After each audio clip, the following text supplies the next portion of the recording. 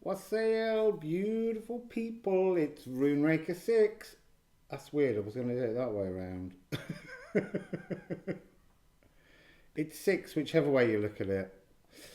So, I'm going to look at a series of 4 runes, and as I've been sitting here just staring at them, and I've had them redrawn and taken some of the names off for the ones that aren't particularly from the earlier Thutharks.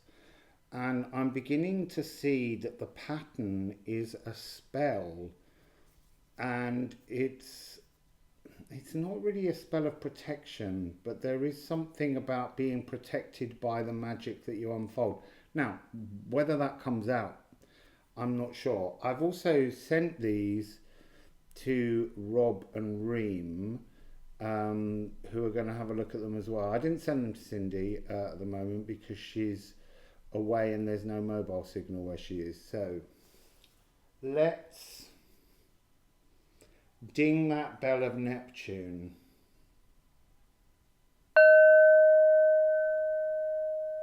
I wasn't going to do that so near the mic.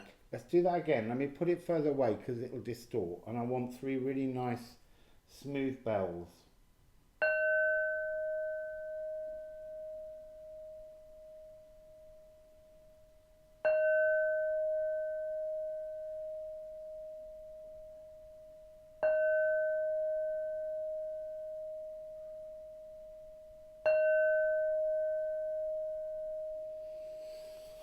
So there was something about the energy of how you approach something. There was a sense of you have to be more withdrawn and more humble as you approach these energies. There's something very powerful hidden beneath these rune images. So what are the 4 images?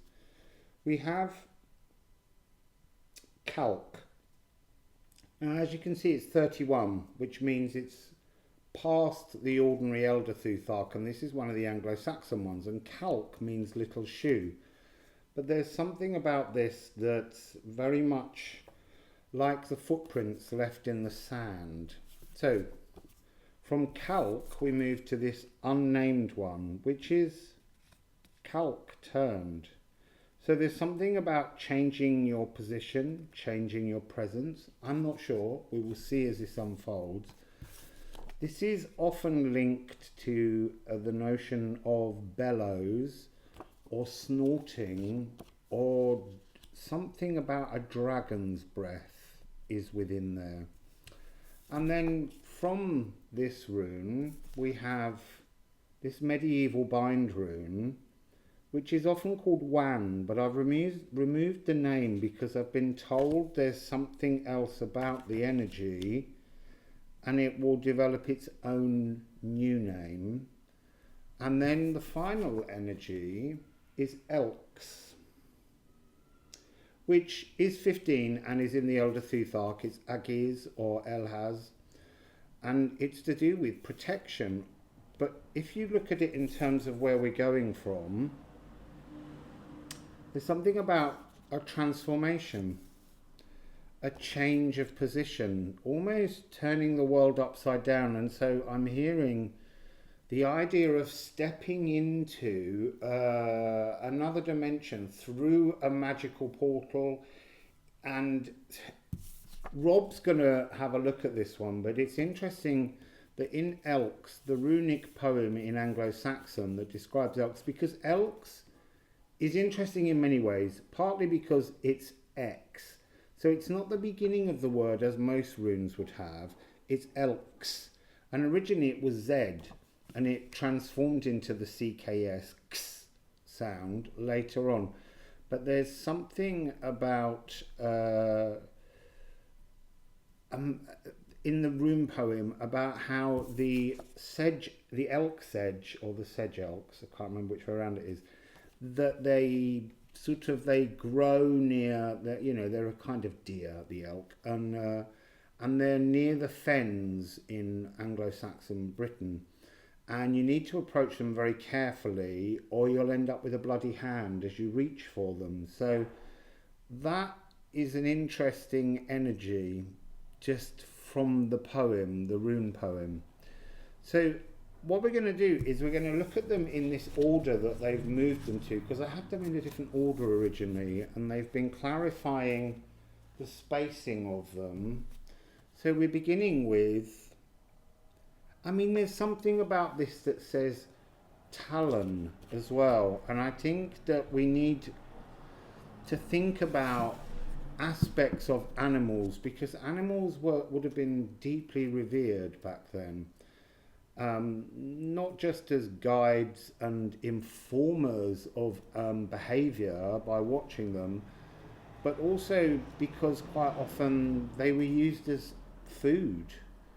So I've got a mixed deck here of the double Anna Stark and the Cosmic Reading deck, so it's a triple deck.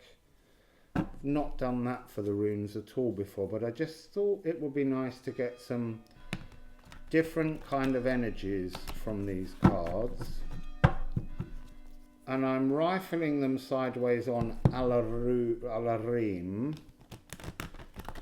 and Cindy. I like the way they do that. I'm not very good at it. But luckily the cards are off camera, so you can't see how badly I'm doing that long sideways drop. They drop them this way, sideways on. So we need to look into calc. So little shoe or talon. What would you like to tell us, please,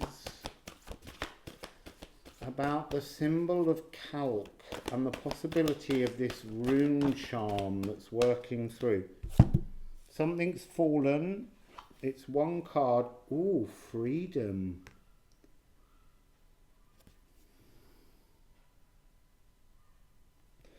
So this is card 47.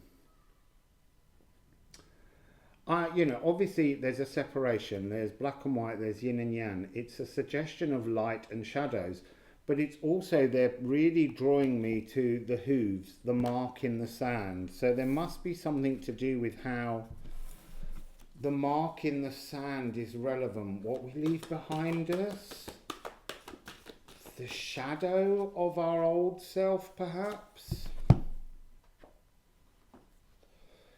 Now that is interesting. So we have two more cards. We have 53 and 60, rest and protection. So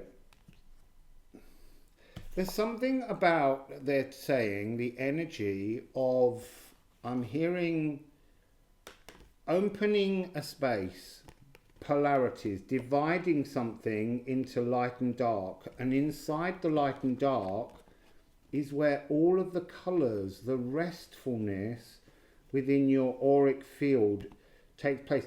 I'm being very drawn to the playfulness of the dolphins, to this wonderful fiery sky, and there's a volcano sort of pouring wonderful fiery water just here.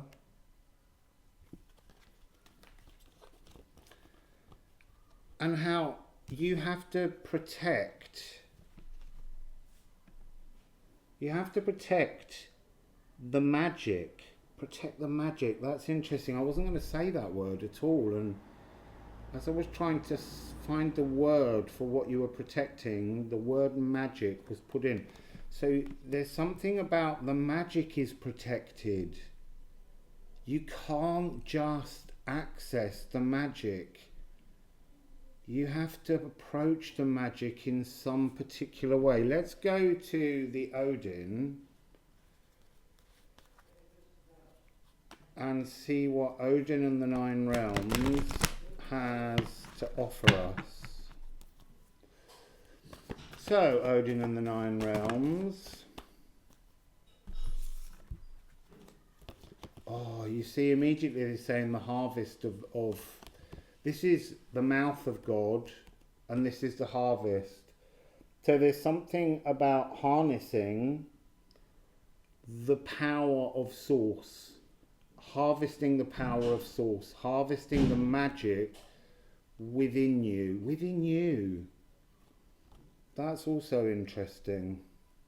So just have a look at the symbol again. You know, the symbol's somehow opening something within the earth. opening an energy within the earth to connect to the earth. It's like they're saying that no magic takes place with, I mean, and this is, they're showing me, look at the greenness, look at the energy of earth sitting within this series, within these cards, within the source power, to mix two elements. They're pointing out the two elements, the spiral, the infinity symbol that's rolling from the mouth of God to you and back again. And the two symbols, although this is Jira, I very much see this symbol not so much as harvest, but as about union. So creating some kind of mirrored union within yourself to create some kind of magic. So let's go with, I feel like the magic's hidden in this Celtic deck.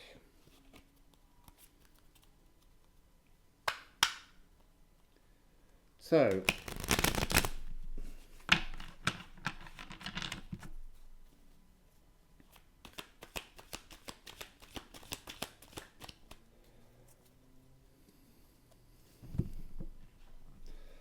okay, Six of Wands. Six of Wands is about a sense of victory. So this is about connecting in the right way. Again, look, the splitting of the two shadows, the space between, the light, that's referring back to this energy, moving between the black and the white horses to create your inner space of magical source energy, source, mouth of God frequency hidden within this card. But they're still saying you need to keep saying, you can't just grab this rune, draw it on the water and expect the magic to happen, because then you will end up with a bloody hand. There's something about the approach, knowing that you've put all the pieces in order, and I don't know yet what these pieces are or whether we're going to be told what they are. But it's an interesting energy, because at the moment it's talking about this being part of a series, but it's got to have a frequency of its own. So I would say that the frequency of this is knowing your presence and what you've left behind you. What are the footsteps behind you, and what do your footsteps contain energetically? And then it's given me the card of the past. This is the card, the devil card now in the rune deck, is always referring to energies, bad thought patterns that you play out. So you cannot approach magic with bad thought patterns. You have to approach magic with good thought patterns. You can't have, there's something about selfishness. You can't approach magic with a form of selfishness. So that's, again, it's that notion of, they're saying, to make it really clear, it's that energy of when people want a love charm to make someone fall in love with them. I mean, how dare you? You didn't ask permission of the other person to force them into that energy frequency, and you will end up with a bloodied hand. So there's something about a talon being savaged by the energy forces of the magic, of the earth magic, of the frequency of source, which is in everything. So let's just have another little look at that one.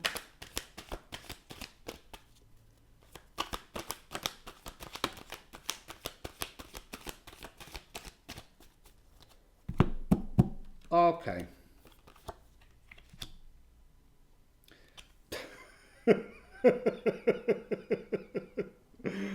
So they're saying, just turn your back on it. Do not approach. You see, this is some kind of magic gatekeeper, and it's genderless. It's whoever you're invoking to perform magic for you. Do not approach it if you haven't resolved your past, because your past will come back and bite you, they're saying. That's interesting. So turn away. There's a fairy leading you away, because you like a distraction.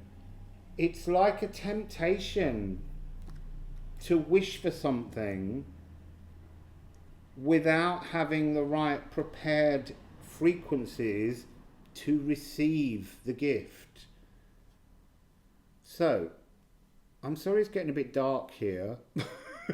You can't see me as well, but let's just go with it.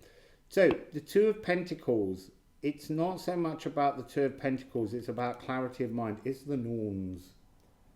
Look, you can't do any of the magic until you're prepared to face the norms. How do we face the norms? Oh, you've got to face the three branches of your past, present and future and bind them into a single thread before you can pass it through the eye of a needle to create the magic that you wish to move into. They're talking about Sedir and Galdir magic. So Sedir magic is a prophecy that you utilize, you accept the prophecy and you go with the motion of the prophecy. And we've got this, look, they are binding the mouth of God, the source of all magic. Remember, the norms are primordial beings. They're not from the world that Odin created. They're from before time. They're from after time. They're from another veil that's not just the esoteric veil of the moon. This is something way, way older. And we have six fairies. They're just talking again about you have to be in your own flow with all the pieces in the right spaces to perform the thing that you wish for. So let's I'm going to go to actually I'm going to go to the little Egyptian deck just to get a little thing. So what else can you tell me, Egyptian deck, about Calc, the little shoe? It's interesting, a little sandal or a little shoe. Caligula's name means little boot. And there's something saying about the energy of the story of Caligula, all the promise, and then how history destroys him. So it's like he got the bloody hand. Yeah, he gave a bloody hand to a lot of people. But there's something linking in that as a warning. Selfishness. So we have three.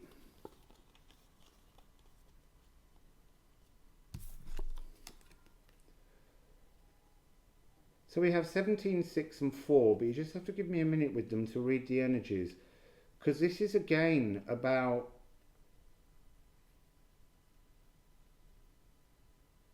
it's about being prepared for something and plugging into the earth. But there's something Galdir about this. Maybe this links not to Sedir, prophecy, but creating a prophecy for yourself through Galdir magic. Now that's interesting. So Galdir is to speak a poem, to speak a spell. And usually, according to the sources that are talking to me, a spell has 9 lines. And you repeat it 9 times over 9 days. So, here's the little cards for you to look at. So, she's weaving nature. She's twisting and winding with the natural world to create a frequency with the natural world. But it's a frequency, so like some kind of physical charm, like you might take flowers and weave them as part of your spell. It's about knowing what you need from the natural world to connect with your energies. So it's about researching maybe a scent. They're talking about scents because one of the symbols relates to a goddess called Ilmir, and she's the goddess of perfume or pleasant smells. That's really interesting. And then we have the guy who is 16. So you've got 17 and 16.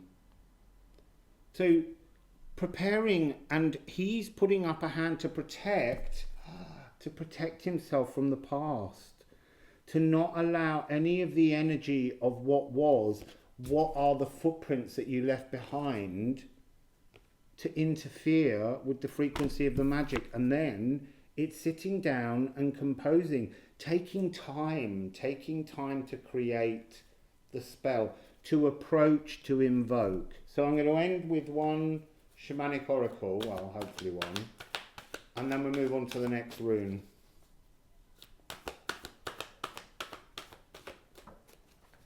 So I'm being told to say Dharma, which is that notion of taking one step at a time, because this is about steps.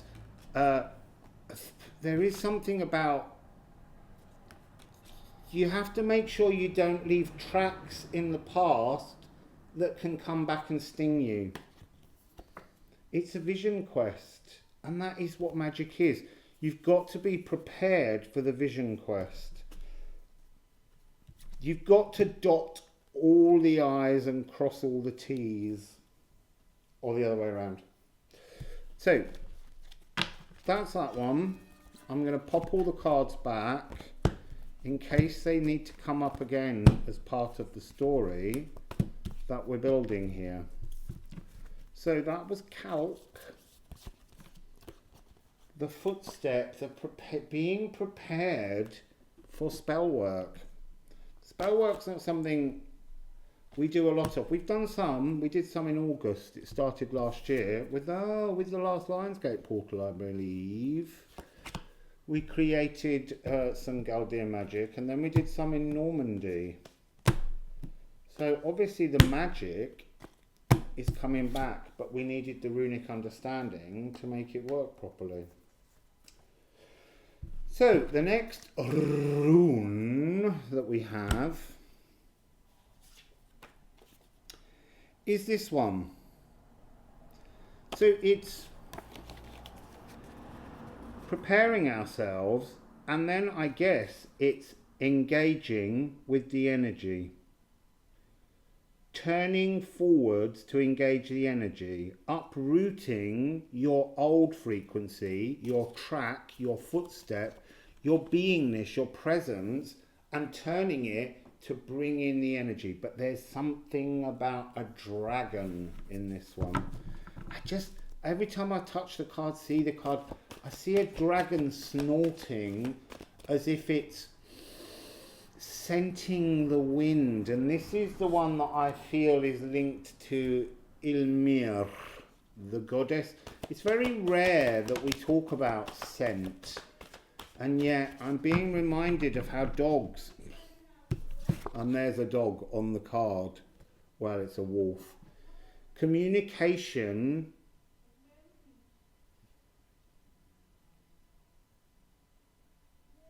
it's, you see, and it's a divine 9. But they're not saying it is communication, but it's communication with the divine, with the source, with the energy of the deity that you're working with. But weirdly, it's like you and the deity have to become one thing. You have to take on the frequency of the deity that you want to invoke to work the magic with. And this is the truth of the deity scenting you to know if you're in the right frequency for what you're asking. You can't ask too soon. And again, they're making me say, look at the black and whiteness. It's like the two horses. You've got to be prepared. You've got to cleanse so much of yourself. Oh, we are so being sniffed. Look, it's the wolf. Reflection. And reflection, there's an energy of the wolf in the background who's howling at the moon. That's almost like it's talking about this approach to the magic can be very unhinging if you're not prepared. This wolf is snarling. This wolf is drooling at the notion, this is quite dark, but it's the notion of if you approach magic and you're not in the right selfless approach to the magic, there's something quite night medicine, but not medicine. Night poison? I don't know. There's something very dark about the frequencies that are building up here. So that's 62. So that's 9, 8. We're going backwards again to the past. There's something about, again, fixing the past. Because if we're looking at this as being the past, the present, and then the future, the three norms being one thread, and then turning that thread on its side to push it through a portal into the realm of magic, the norms are still present. So what else, please? What else? What else would you like to add to this? So they're showing me the symbols, the rune symbols of the sun and night. And night is when you have to approach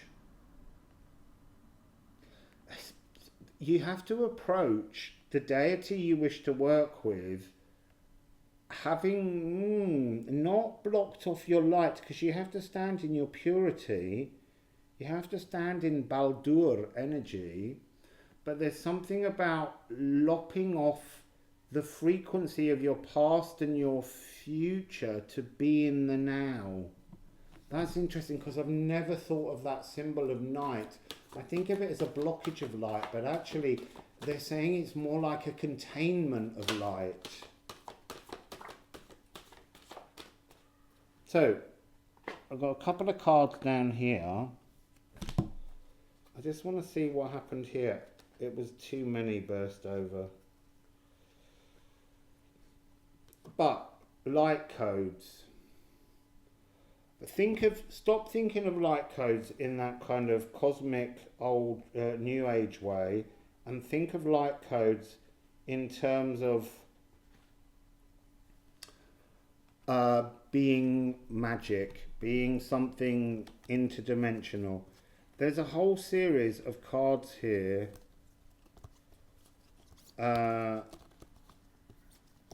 That's really interesting, because I think we've got, there's a lot of energy.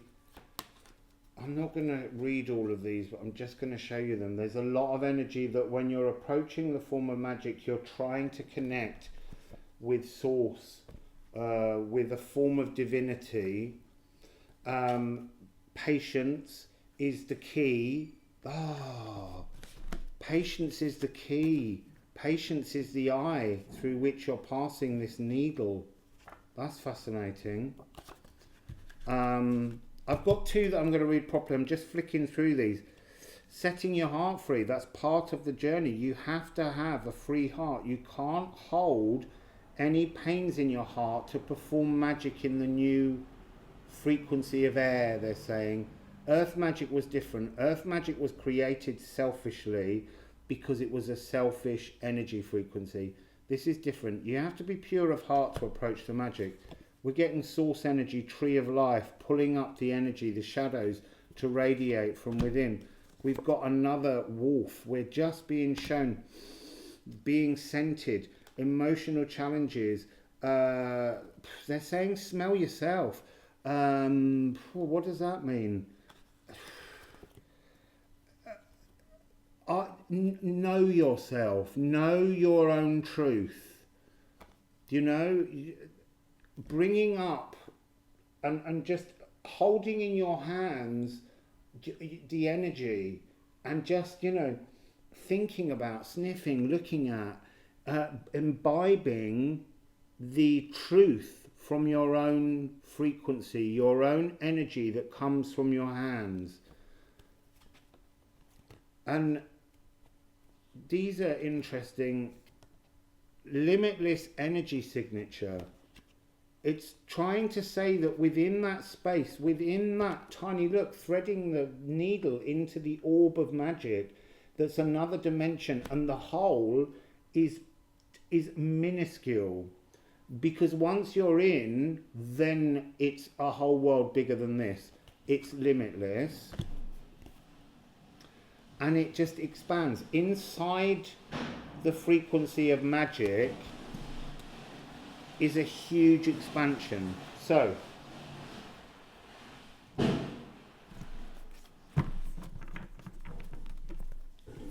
The two cards that we have are Divine 9, Retreat,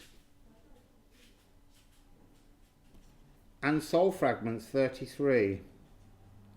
So the Retreat's throwing me slightly, so I just need to focus on it for a moment. So we're talking about being scented. This card is about, look, scented in terms of if a dragon were to sniff you, they're reading your scent as a frequency of your truth. Are you divine enough in your approach to this magic to be welcomed into this expansive realm? This retreat is the realm behind another veil. I don't want to say it's the veil that we're usually dealing with. This is a completely different energy. This is earth magic, but this is earth magic that's performed in air epoch. They show me that the light, the shine is in the air. And again, we have soul fragments, and this is that energy of you've got to reach inside your soul in the real world that you live in now. You can't expect to go into this realm as some kind of promised land without being prepared yourself. You can't access any of this. Look, they're saying the dragon will sniff you out. You have to be pure of emotions, pure of soul, to operate in this new energy of magic. So they're kind of saying, manifestation is dead, but it's like you have to write your own prophecies, but you can't do that just willy-nilly. You can't just do that because you think that's what you desire. The weaving of these energies it's going back to the black and the white. The magic now only works if there's a balance between the light and the dark, whereas before you could perform earth magic from pure darkness. So it's almost like saying you can't just have light magic either. It has to be magic that's balanced. So there's something about being scented for your balance in that card. So let's go to the Universal Celtic Tarot. It's exciting because where they're blank, I then get to dig through Anglo-Saxon Middle English, which is the precursor to modern English, kind of spoken between the 5th and the 12th centuries. And that's kind of because at that point in Britain, William the Conqueror came in and he brought in the French language. So that will be exciting, digging through the words. So what do we have here? Being scented for the magic.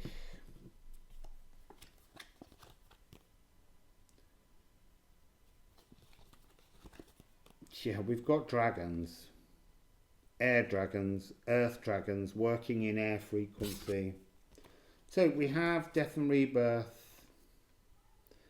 But they're talking here that this is the death and rebirth of magic, not of you or of anybody, that magic has changed. The frequency at which you try and bring something towards you or to ride into a new energy frequency, and she is riding, but you have to ride a new frequency. It's a different form.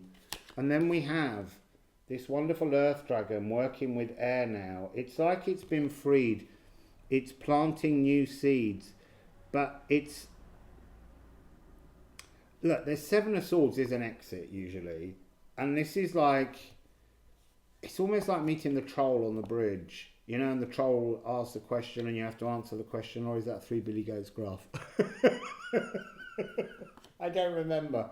But the idea is that the dragon's scent is posing the question of, do you pass or do you exit? And if you exit, there's something about your hand being blooded.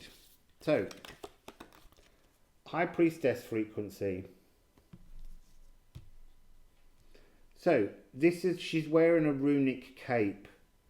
She's and she stands with ibis, knowledge, new information. Look, they're just saying that this is like a new energy mantle, a new form of magic is being born. So I'm going to go to, oh no, let's go to Odin first. Let's ask and see what Odin has to say about this High Priestess. Ah, maybe it's Ylmir. Maybe it's Ylmir. I don't know. I mean, I don't have a card for Ylmir. But there's something about scent.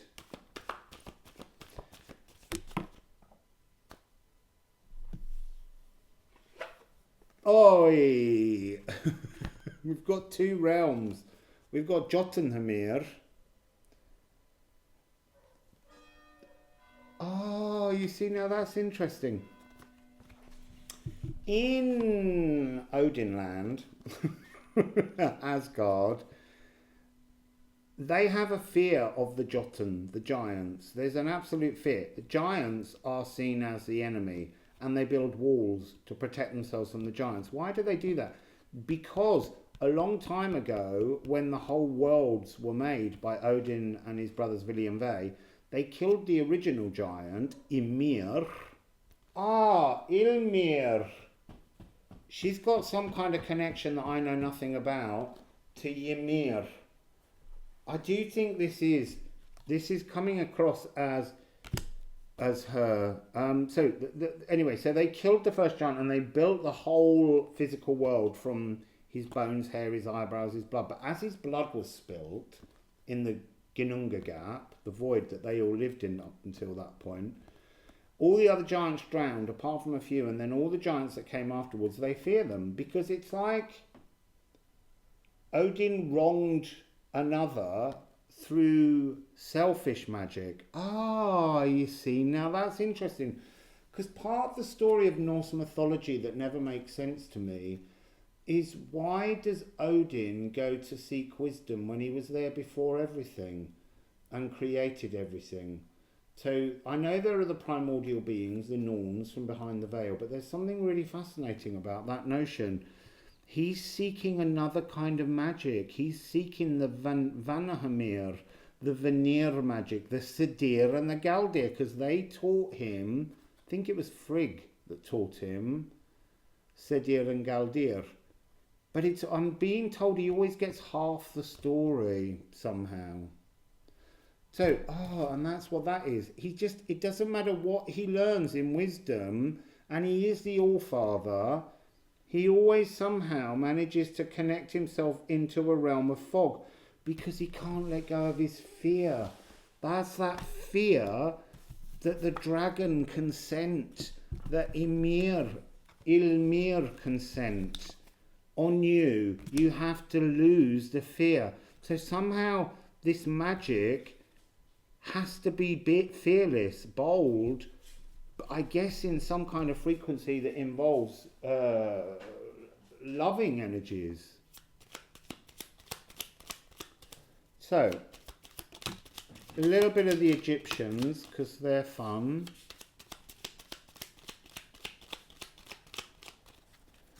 I've got two, I think. Oh no, I've got three. That's good.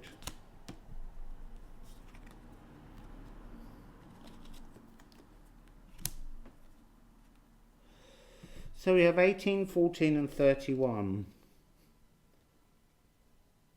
So I'm going to do them the other way around because I saw this one first, actually. This is about being at one with yourself. They're showing me these two figures as an interplay, just like the black and the white in the original Horses of Freedom. There's something about these two, and when the magic happens, they flip, they switch places, they move between dimensions. And it's like they're showing me in the second card that the Odin style of magic was always working only with the physical and not with the spiritual. That doesn't make sense. But it's like he worked on magic. They're showing me like, you know, that's not a reflection of him. He's trying to build something that's not a reflection of his truth. You cannot build the new magic if it's not an absolute reflection of your truth. Oh, and that's what they're saying. I get it now. It's the movement of your being. It's the changing of position. So it's like this was down and Odin would try and stand it upright. But that's not the point. You're meant to be in the bellow position, meeting yourself as a dragon. You are part of the dragon energy. That's interesting. And you have to meet the dragon as an equal. That's making a bit more sense. Oh, and that's what this is showing me. You meet something as an equal even though you're not, because they're a different deity to you. You have to take on the mantle of the deity that you're invoking. You have to bring yourself to the energy. It's those energy cloaks. That's why she's wearing this cape with all the runes on. It's like when I wear the cape for sound healing of Odin of the White Raven. It's an energy mantle that I've been given because I've reached some kind of truth within my soul, in my soul fragments, in the 3D world, where I'm allowed to pull on an energy mantle from this hidden realm behind this other veil. I've been sniffed out and I've been allowed to wear that mantle, to put on that cape. This is what we're doing. This is how the magic works.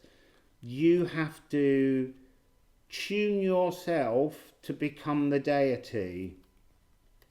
I mean, you don't need to get yourself some kind of weird God complex. I'm not God. I just, at moments, I'm allowed to step into that frequency. And that frequency is huge. And that's why we're often, when we talk about doing readings and channelings and things, we're just something that the energy flows through. We're not the magic as such. We are allowing the magic to pass through us because we've reached the right frequency to allow that to happen. Okay, so let's put those back and move on to the next one. I'm loving this story. It's so wonderful because I've been looking at these runes for a while and they've just been shifting and moving, and then today removing the words that other people have placed on them.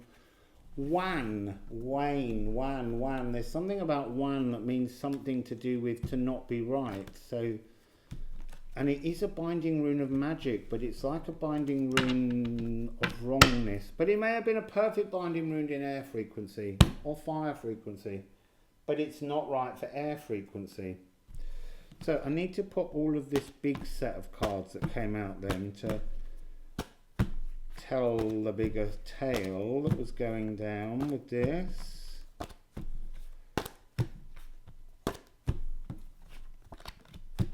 So the next one is the one they call Wan. So again, oh, you see, look, it's the mirroring. You're scented out, and if you match, the connection is made between you and spirit, you and the deity, you and the magic, you and the other realm, just through this veil. That's interesting. So, step towards the dragon fearlessly and be at one with the dragon somehow. So, we have a mirror energy here. What would you like to tell me about this rune, please? Exploration, Phoenix energy.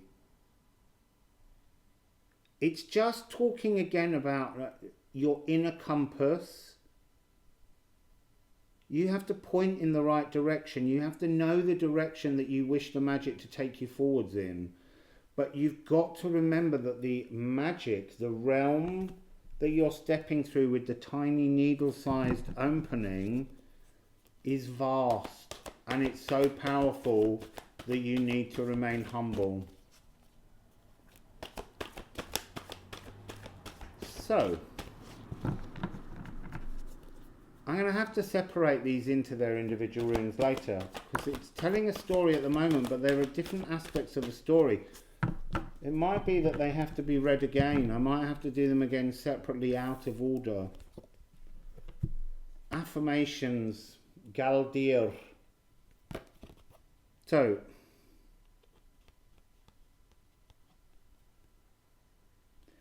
look, I am love, I am love, I am creation, I am the light, I am strong. Affirmations, but it's about fearlessness. You have to break out of 12 frequency, you have to move into 13 frequency. Why are they showing me that knee, the left knee? Why are you showing me the left knee, please? And the left ankle, the left underside of the foot. So they're showing me this, and then they're showing me this bit here inside your foot. Why are they showing me that? It's the underside of your foot. Oh! Did you step up to the dragon in the right frequency? The fearless frequency. Yes, you did, because you've met the mirrored energy. You've met the frequency exactly as it needs to be. You've affirmed your right information. It's just we're referencing back to the other runes so that they show that it's a cycle.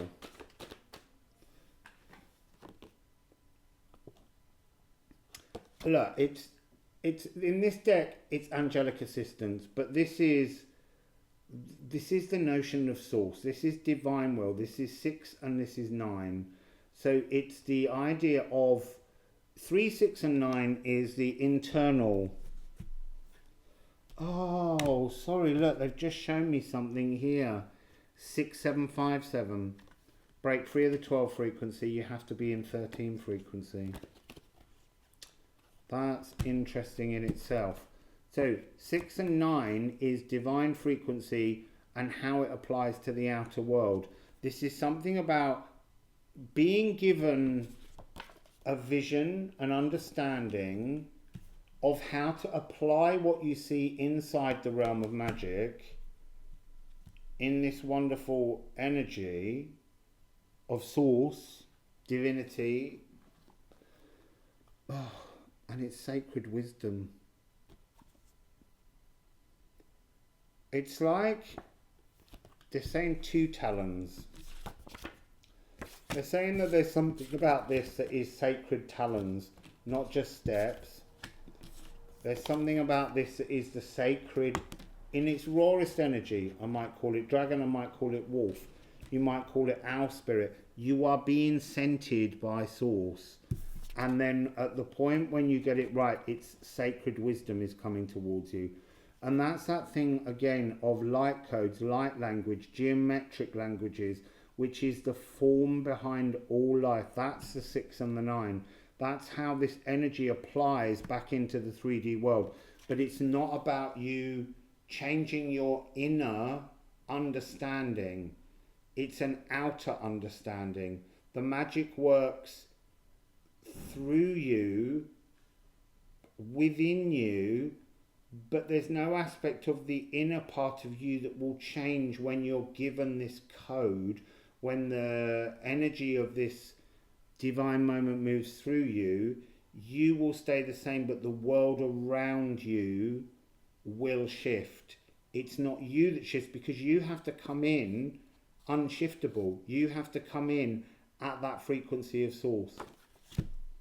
That's interesting. So let's have a little tarot on this. This meeting the magic as an exact frequency. Meeting the magic as an exact frequency of both dark and light, remember. You cannot approach this magic thinking you can only be dark or only be light. You can only perform this magic if you have both dark and light under control. So, we have one alone. Oh, look. You're not ready for the magic. Are you ready for the magic? This is the dragon. This is the fire dragon that guards all the treasure. And this is another 7. This is you're not ready. And yet it's saying you are ready. It's just, look, they're saying again, you can't even reach this point if you're not ready. The dragons will not have let you got through this point.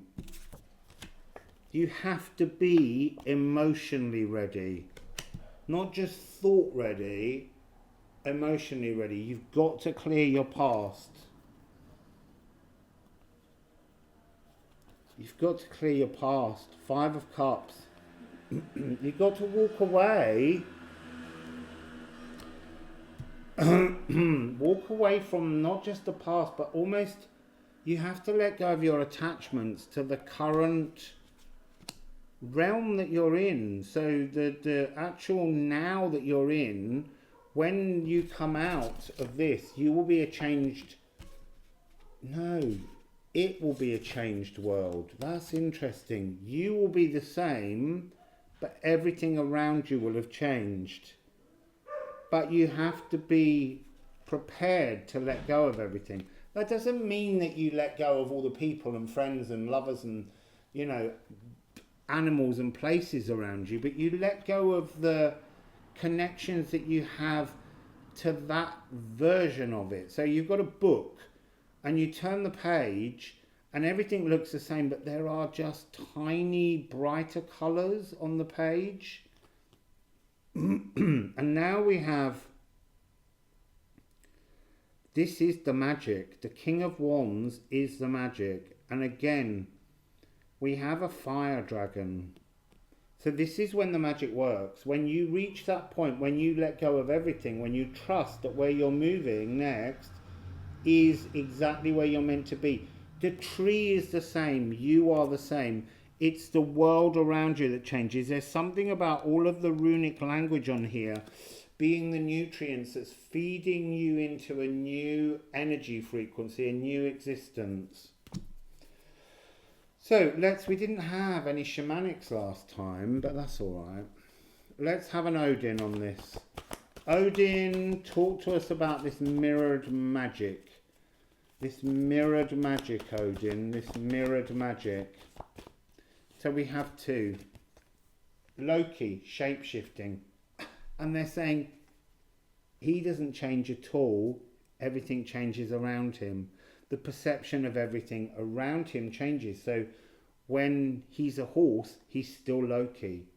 But the perception of everything around him sees him as a horse. And it's a healing frequency. They're reminding me of the 2 birds at the back being in this energy of mirror. There's something about this being 2 talons. It's like you are a talon, an energy of talon, because you are spirit. That's that owl frequency again. It's also, you know, it can be dragon's talons. It's claws. It's about clinging to something. It's about scratching deeper than just the surface and going right inside for a full transformative healing. And this is air and Loki.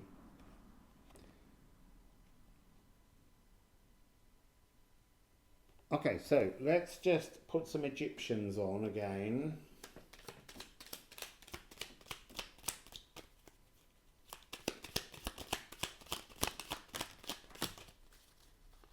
Right, so the first one out.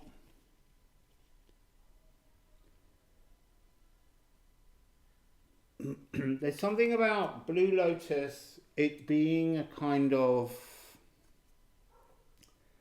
being in some kind of magical trance. Oh, that's what she is. She's in a magical trance. I get it now. So we've got one on the floor. We've got him again. So you have to become spirit. You have to become the air. You have to become the wind. You have to transform. And we've got him again. You've got to change. This time he's talking about how doing the right thing is to change the reality around you. This is kind of very much Time Master frequency. It's not about, and it's really weird, I've never had Loki come across as Loki stays the same, everything changes around him. It's very strange energy.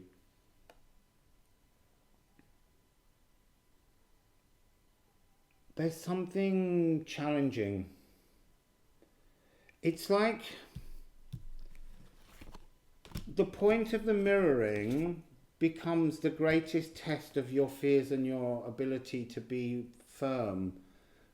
This moving past things. Are you able to complete the transformation of everything around you? Or, I mean, you know, or are you just going to fold back up and bend down to touch the reality you were in previously? Moving through realities. And there's another card that I think was part of this. Okay, so they're saying that you're providing emotions and water and support and love to two realities. That's what this is. You've got to meet in the point in which two realities exist. And I don't mean going into that realm of the restful retreat behind the veil, but this is about how for a while the magic takes place, you will be in two realities. You will keep moving between two realities. You will witness life in the astral. This is another 9. There's a lot of divine frequencies running through this whole cycle. So now let's go to the shamanic oracle just to end this bit.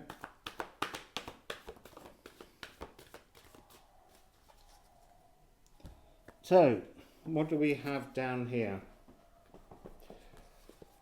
Look, it's referencing back to the vastness inside the needle hole. There's something all the time about this pinprick size of space that you go in and it opens up into something way more vast. And we have the mystical shaman. That's the magician within you. That's this. That's accepting a power that you don't yet know you have to change the world around you. And now the hunter is a 9 again, and they're just showing me this whole card as swirling and swirling and swirling and swirling. Everything's moving, everything's shifting. Are you the hunter? Are you the hunted? You're everything. In the moment that this divine... Oh, this is a 9 again. There's so much divine energy. So it's like this is swirling and swirling as you change, as you shift, as you move. Those two women with the hands, it's about shifting, turning, switching places. And it doesn't matter that there's another version of you that moves into your space. That's all about just raising frequency, lowering frequency, changing dimension, shifting to another dimension. And at any point, you know, another of you, another version of you can switch with you again. It's all, they're just showing me it's shifting. Everything shifts, everything just moves, everything jumps from one lane to the next. So you don't change horses mid-race is what they always say. You change the race. You just start running a different race. The horse is the same, it's you. But you change the race course. You change the space where you are racing. So we've got one last one to do, and that is elks. So let's just split these and put them all back in their deck. Decks, plural, which is interesting because it's elks, X, that sound, CKS. decks, elks. So,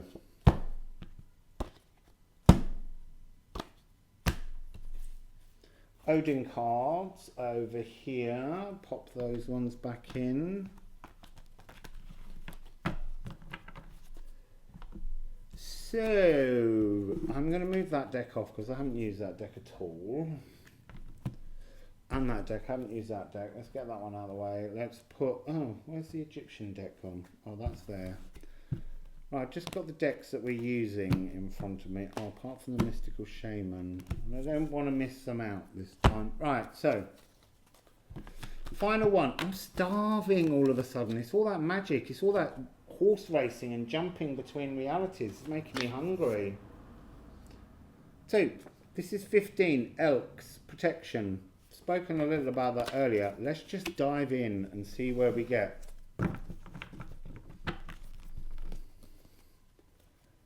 Elks. Actually, I'm going to rifle them. It's a bit hard. There's so many of them.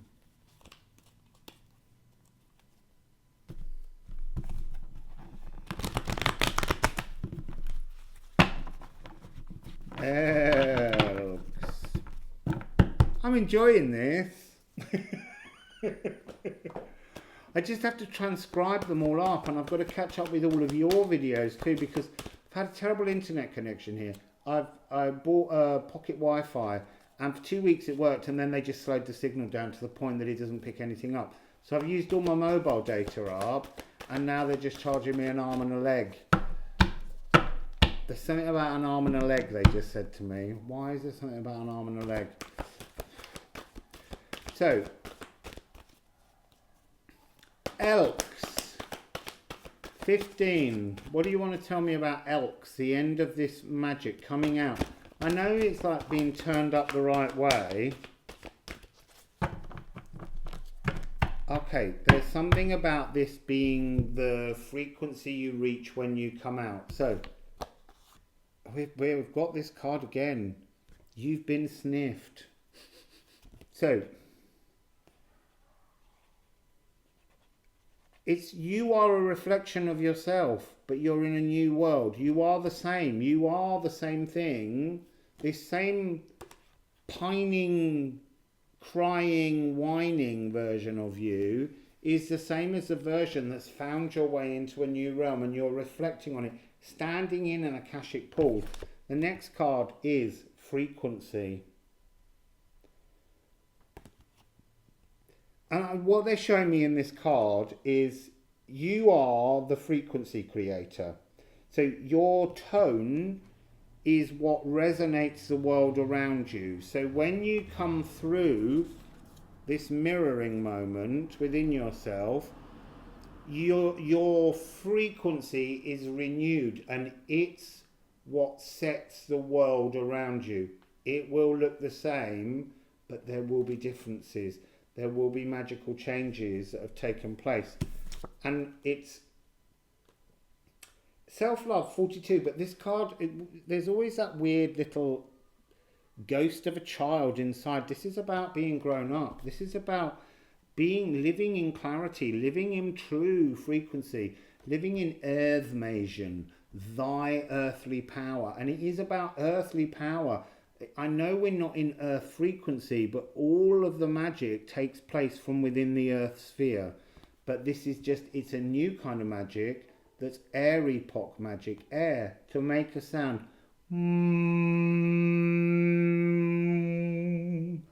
That's the new magic. I'm not saying, if you can't sing, you can't make the magic. What I mean is that it's about frequency of air. It's about speaking. It's about creating. It's about wind of change, energy frequency. I just feel like I need another couple of these.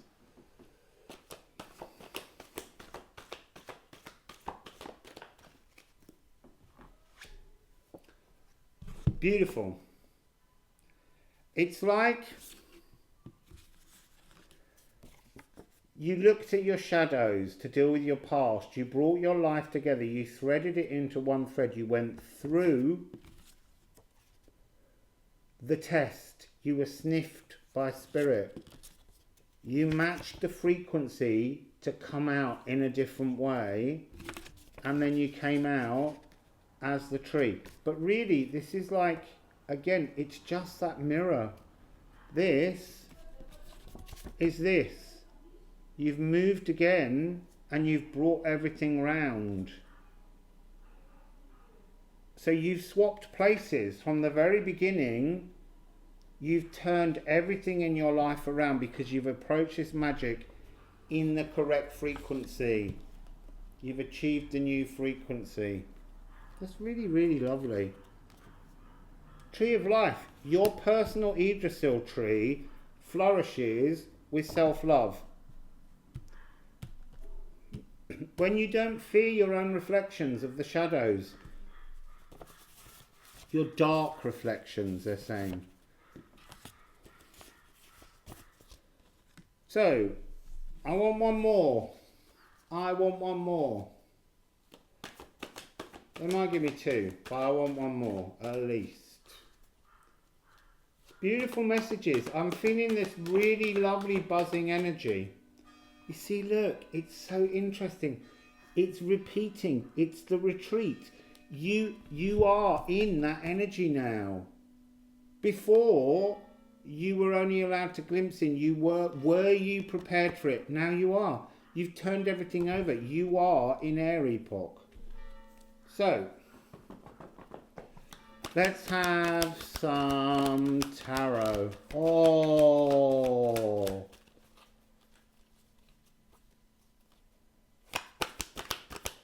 That's so gorgeous. Right, so that was helpful because some have fallen face down, so I know which order they came in. You've got clarity, frequency, self-love, truth, Ace of Swords. It's the sword in the stone idea. You know, in the Arthurian legends, no one can pull the sword out because they're not in their own truth, and yet Arthur can pull it out. We all have our own sword that's been stuck because we've been in Earth Epoch. It's now removable. And there's something about that being very similar as a frequency. You know, 3, the Norns, being everything just lifting out, being in a new energy. And then we have this wonderful card. All the creatures that sniffed you out, all the things, they're now walking, dancing with you through the forest. Everything's completely beautiful. It's 8 of Wands. It's a change. It's a change of passions. Oh, and that's interesting. On the floor around the base of the card, you can't see it very well, is the brain maze that was in the back of the Two of Pentacles in the Norns. And I often talk about that as having a clarity of thoughts. Your clarity of thoughts is with every step you take because you walked through this pathway. Then what do we have? We have 9 and 10. Oh, you see, so we've gone 8, 9, 10. You're moving in the right direction now, whereas you were going backwards before. Lots of the cards went in reverse. 8, 9 and 10. You're walking in your truth. And again, this is Ilmir, but it's also you. It's your new energy mantle. It's the new thing you've been given. And then the world of magic, Thor's hammer, Mjolnir, is being used to create a medal. So they're saying this is the new energy mantle that is created for you in the shadows, in Svartalhamir, so that you can become become you in a new world around you, in an air epoch world reality full of magic.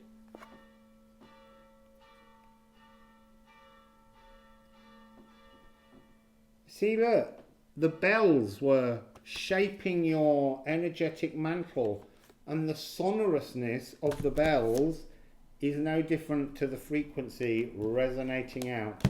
What a beautiful bit of magic at the end, eh? Oh, looky here now then. The dragons. They've come together and they've come with the elves. They're burning a new, this is the end of the magic. This is the protection that you were seeking all the way through. They're creating the energy, the grid lines for you to kind of warp yourself into a new dimensional frequency. That's so beautiful. And it's a healing, it's a star frequency, it's a cosmic gift. It's just beautiful, really. So let's be cheeky. Oh no, Odin first. What does Odin want to say about this last moment? We have two. First one is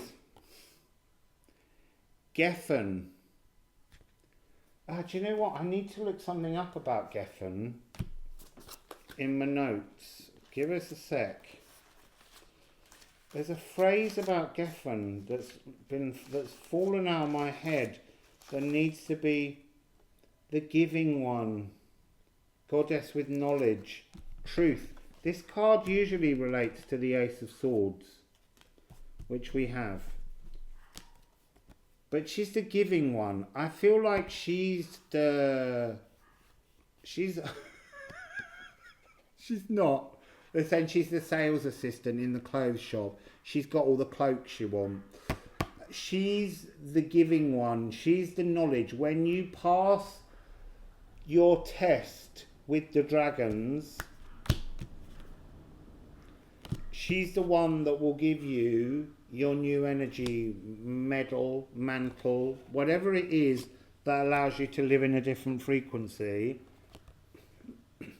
Jormungandr. They're saying this is to move past your own personal Ragnarok. This is your life path. This is your purified destiny if you seek to move with it. That's really powerful energy on here. A powerful plugging in your energy, turning everything around, fitting yourself, cleansing yourself through a loop and pushing yourself into the ground. Egyptians, what do you want to add? What do they want to add? Yeah, this is card 22. This is a card that always talks to me about esoteric mysteries, codes, breaking a code, changing a code frequency. There's something about reeds and writing and cutting back, mouth and eyes, seeing and speaking. This is kind of coming across as a form of Galdir magic. 222 people. It's the message again. It's dark and light, but it's you being a deity, wearing a mantle, having the mantle available to you to step out of, having a code. Wherever the owl was in the previous card with the geometric language. This is to be at one with the deity, but to still be at one with yourself, but to have that code available to you, to be in a new frequency, to do good or to do something magical or mystical. Oh, look. It's just, again, the same thing. To be at one with the deity, to wear the mantle of another. That notion of being able to work with not so much charms, but the physical earth, to create with the natural world, with your own personal Yggdrasil tree. Your own personal Yggdrasil tree. Fix your own personal Yggdrasil tree. Why did that not come out before? And then we have this wonderful card 4. And it's kind of, they're talking about this energy frequency here. It's a little bit like the Fool, only the cat's saying don't go forwards or do go forwards or watch where you're stepping. But this is something about the energy of you while you wear the mantle. There's an energy of a code, again, the hieroglyphics down the side, that's to do with, it's almost like you and the deity are one when you wear the deity's cloak. And so it's like they're saying animals will notice you. Like when I do sound healing, and I have the Odin of the White Raven cape on, quite often when I do this hand healing, if people have got dogs, their dogs try to climb in my mouth. And it is a 4, so it's linking into that 2. The 2 and 2, I know it's 222, but that's because they're trying to emphasize the magic.